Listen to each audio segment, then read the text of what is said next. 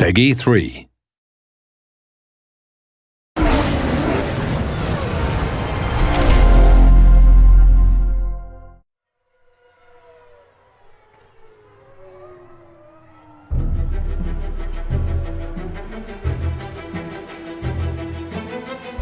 It's really the ultimate experience.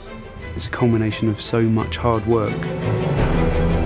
It's that attention to detail which really makes such a big difference. The drama, the tactics, the excitement, the strategy, we really have got to the heart of the sport.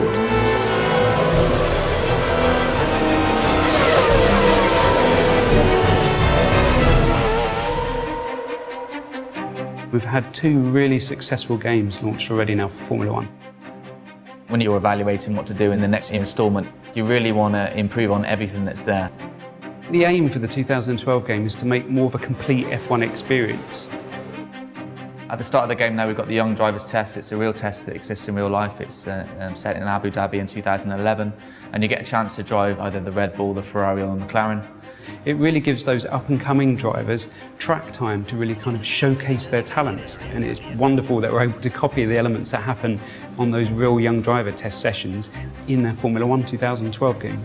I remember my first test was with Red Bull Racing at the end of 2007, and you know, even 3 years later, the people who ran me at the test still remember the job that you did, you know, so the first impression really is important. People still talk about the first time Lewis tested at Silverstone for McLaren, and you know, so it is a hugely important day for a racing driver.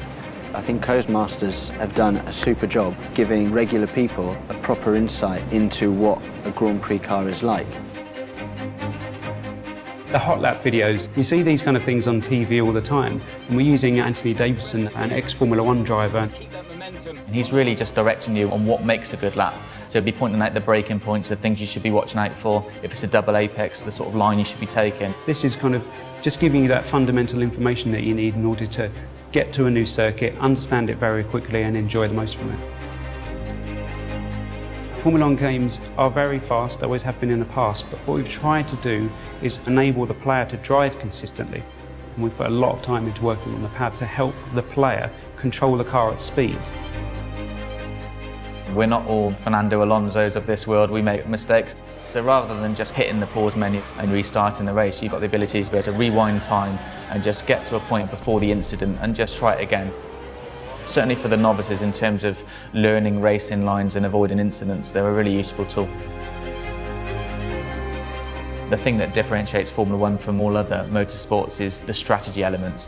Being able to make the right call at the right time.